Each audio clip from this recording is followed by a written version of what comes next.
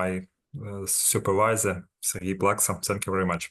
And of course, first of all, I'd like to say thank you very much for organizers, for possibility to participate to the conference HyperComplex Seminar 2024 by the remote form.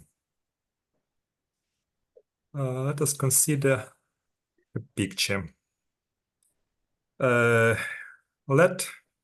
We have a simply connected domain D. On the real plane, we have two points A1 and A2 at the boundary, and a smooth curve Jordan gamma, which joins these points and lie at the domain D. This curve divided a curve domain gamma onto two simply connected domains D1 and D2. A problem of consideration is the following. We have some gradients of biharmonic functions at the domains D1 and D2 respectively. A problem is the following. How to find conditions of behavior of such gradients and of such biharmonic functions near the curve gamma, under which these gradients permits continuous continuations. So we want to find conditions under which there is a big biharmonic function u defined on the whole domains D1, D2, and gradients and restrictions or gradients to domains D1 and D2 coincide with given gradients gradients at the D1 and D2. For this purpose, we use techniques of monogenic functions with values as the biharmonic functions. This technique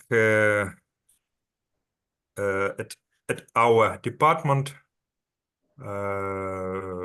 first was considered by Professor Melnichenko, and after by Professor Serhii Gryshchuk and me. And for this algebra and for another algebra by another participations, for example, Vitaly Shpakivsky, and so on. An associative commutative two-dimensional algebra B with the unit 1 over the field of complex number C is called biharmonic. Its term was proposed by Professor Melnichenko if indeed there exists a basis E1, E2 satisfying the following conditions. The sum of the square of E1 and E2 to the power 2 equals to 0, but the sum of E1 and E2 to the second power doesn't equal to 0. Such a basis is also called biharmonic. Melnichenko proved that there exists the unique biharmonic algebra B, and he constructed all biharmonic bases in two. Note that the algebra B is isomorphic to the four-dimensional of the real field of real numbers algebras considered by Douglas and Sobrero. In what follows, we consider a biharmonic basis A1 and A2 with the following multiplication table 1, where I is the imaginary complex unit. We fix this basis because all monogenic functions generated by different biharmonic bases are isomorphic. We consider a basis 1 and rho with nilpotent element 2. We use the Euclidean norm. Consider a biharmonic plane. This is a linear span over the basis E1, E2 generated by this basis E1, E2 over the field of real numbers. With domains D of the Cartesian plane X or Y, we associate with conjugate domain D T zeta. And all these elements which we considered at this picture, we will see at the biharmonic plane with a symbol zeta, lower symbol zeta. So d zeta, gamma 1 zeta, gamma 2 zeta. If there is with some indexes, we take it as the braces.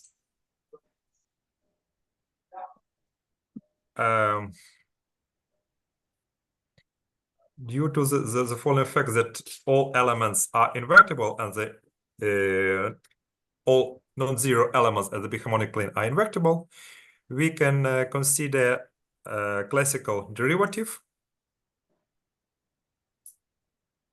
and existence of this derivative. We can prove for these situations the following Cauchy-Riemann analog. So the function is monogenic if the following condition for satisfied.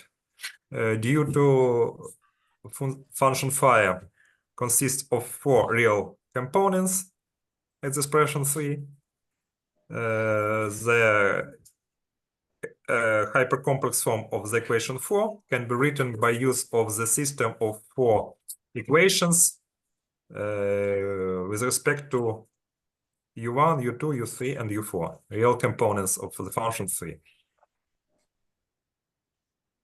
We proved that each components u1, u2, u3, u4 is biharmonic. So it satisfies the following equation. And we proved also with Professor Serhii Gryshchuk that every biharmonic in a simply connected domain D with fixed real component u1 in the expression 3 of a certain function phi monogenic in the zeta. And such functions found in an explicit form. So we use such notations, which I explained before. That means that all objects from this picture we use with the symbol zeta. Yes. And for the main result, we use some preliminary statements. The first lemma is the following. Let U, by the way, by D0, it means one of the domains. This means or D1, A is the D1, A is the D2, or all domain D. D1, D2, or all domain D. And let we have a function U in this domain D0, and let function be biharmonic function. Then there exists a monogenic function phi, which satisfies the following equality 5. It means that gradient of such functions coincide with the is a pair of two functions. The first pair is the first components from the expression 3, and the second function is a third function from the expression 3.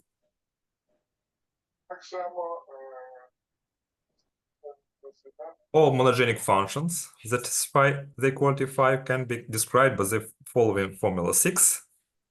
Here k and m are any real numbers. Phi sub u is a monogenic function satisfies the equality 7.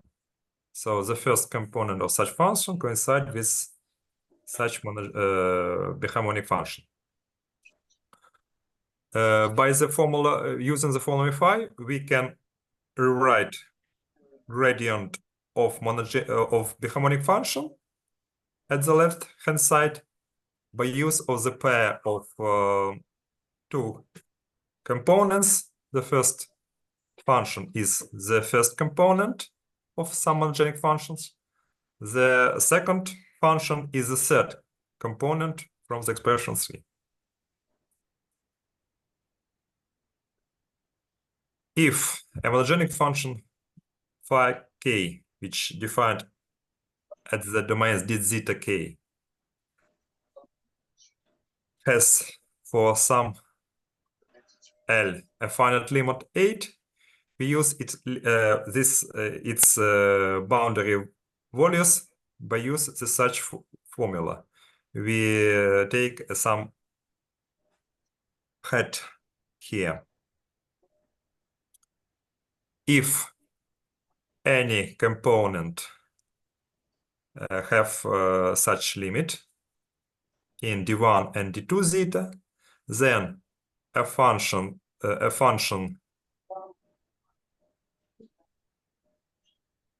permits a continuation from decay to decay gamma, and of course from one d1 to another d2, and so on. Consider monogenic functions phi chi. So we consider two monogenic functions, phi1 and phi2, any of which defined at the d1, the zeta 1 and the zeta 2. And let these monogenic functions has limiting values on gamma. Gamma, this is an image of big gamma onto the biharmonic plane. And let these boundary values coincide. Then it's obvious that the functions phi1 and phi2 permits continuation from decay zeta to decay zeta on gamma. Oh, I'm sorry. This is another slide. Then a function phi, which with components, the following components, is monogenic in the whole domain D. We also use a following lambda, which describes a behavior of monogenic functions near the curve gamma,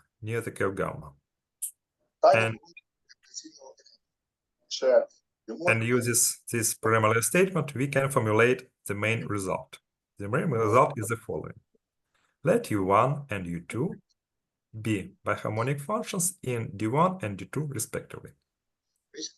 And monogenic functions phi1 and phi2 is defined in decay D1 zeta and D2 zeta respectively. And these functions are associated with gradients of these biharmonic functions. So the equalities 11 fulfilled. Then it follows from lemmas 1 and 2 the following statement. For existence of biharmonic functions U satisfying relation 12, it is sufficient that these monogenic functions satisfy the four boundary conditions 9. So it means that all of these monogenic functions have limiting values according to all real components, and these boundary values coincide. But we are interested in the not only sufficient but only necessary conditions. We can find an example showing that this construction gives for us only sufficient condition. Here there is such example. And the next theorem gives us, in terms of monogenic functions, phi chi of d k zeta, necessary and sufficient conditions of existence of gradients continuation for biharmonic gradients or biharmonic functions, and necessary and sufficient conditions of existence of biharmonic function u satisfying the equalities 12. So under these conditions, there exists a function u. This is biharmonic in the domain D, and restrictions of gradients of such functions coincide with given gradients of function u1 and u2. And the following theorem, the main result is the following. Let u1 and u2 are biharmonic functions in D1 and D2 respectively. Functions phi1 and phi2 is monogenic functions associated with gradients of such biharmonic functions. Then necessary and sufficient conditions of existence of biharmonic function U at the domain D, satisfying the equalities 12, are the following. So what it conditions 13 and 14. Conditions 13 shows us that the first and the third components of our functions has limiting values and they coincide. The conditions 14 means that the second derivatives of such monogenic functions has limiting values with respect to the all real components, and such this limiting values need to be coincide. This result is published in the Ukrainian Mathematics Journal. Here there is such result. Thank you very much for your attention.